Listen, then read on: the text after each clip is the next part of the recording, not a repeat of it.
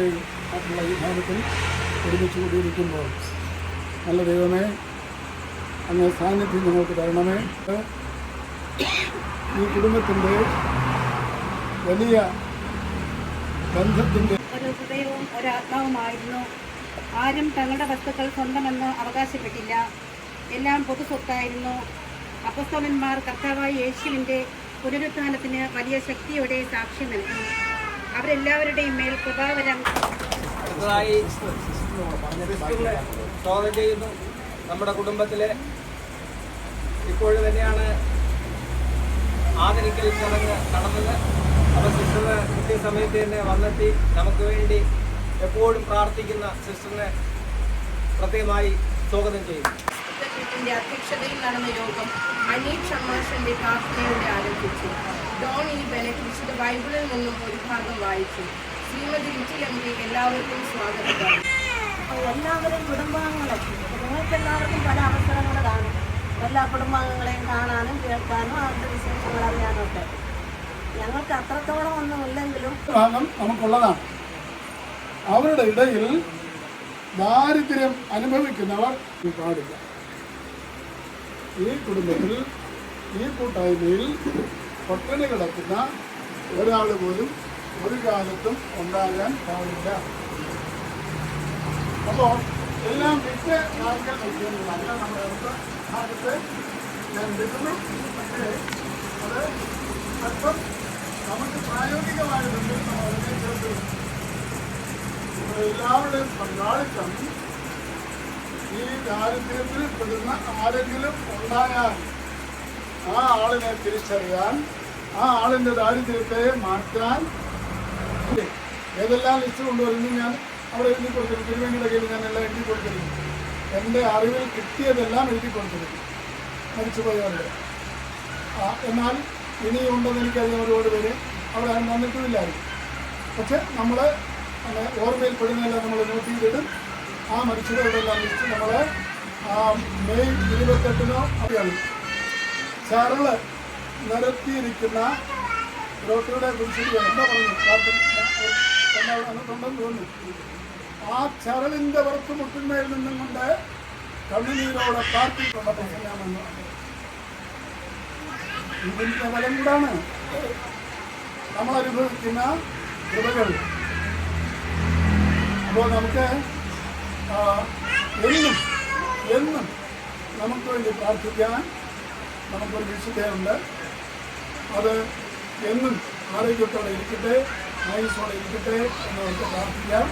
ഞങ്ങളെല്ലാവരും ഞങ്ങളെല്ലാവരുടെ ആവശ്യങ്ങൾക്ക് വേണ്ടി ചേച്ചി നിരന്തരമായി പ്രാർത്ഥിക്കണമെന്ന് ഞാൻ പ്രത്യേകം എല്ലാവർക്കും മാതൃകയായി മാറാൻ വീണ്ടും മാതൃകയായി നിൽക്കാൻ ദൈവം കൃപ കൊടുക്കട്ടെ എന്ന് പ്രാർത്ഥിക്കുന്നു.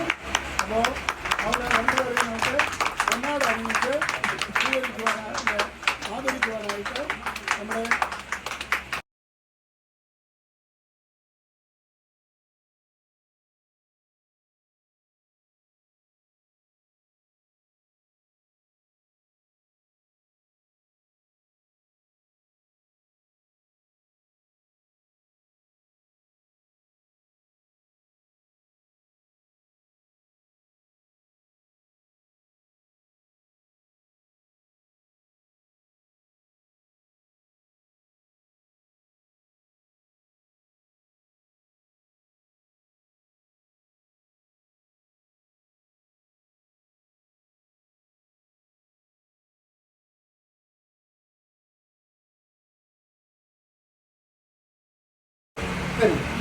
അതുപോലെ കുഞ്ഞുങ്ങളോട് പറയാനുള്ള ഒരു കാര്യം, ഞാനെപ്പോഴും അന്തസ്സോടെ അഭിമാനത്തോടെ ഓർക്കുന്ന ഒരു കാര്യം, രാമൂട്ടിലെ സുനി എന്ന് പറഞ്ഞുകൊണ്ട് നമ്മുടെ ഒരു പ്രശ്നമുണ്ട്.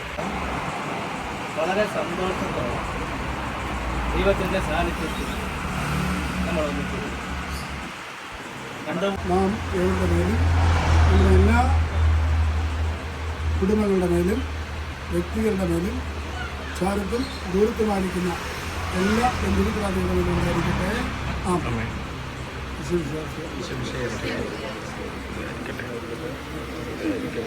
ഇതേ എല്ലാം തരുമോ? പിന്നെ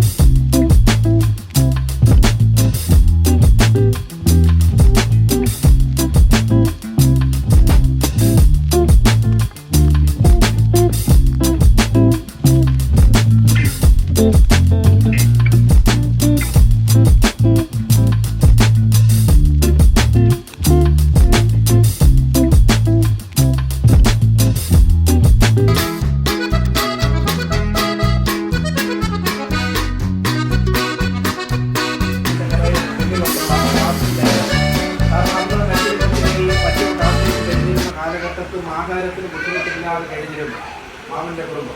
കാരണം എനിക്കത് നമുക്കറിയാവുന്നതാണ്, തൊട്ടടുത്തൊക്കെ ഉള്ളതുകൊണ്ട് എനിക്കറിയാം. പക്ഷേ എങ്കിലും ഞാൻ മാമൻ പറഞ്ഞ് എനിക്ക് പരിചയമുള്ളതാണ്.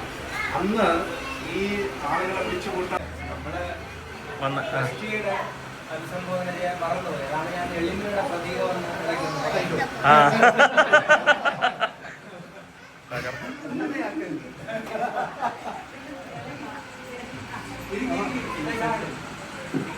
നിങ്ങളെ നല്ല നന്നായിട്ട് മനോഹരമായിട്ട് അറേഞ്ച് ചെയ്തു. അതിൻ്റെ പ്രത്യേകം നന്ദിയാണ് ഞാൻ പറഞ്ഞെങ്കിലും പ്രത്യേകം ട്രസ്റ്റിന്റെ പേരിൽ നമ്മുടെ പ്രത്യേക ഒരു നന്ദി. വളരെ സ്നേഹത്തോടെ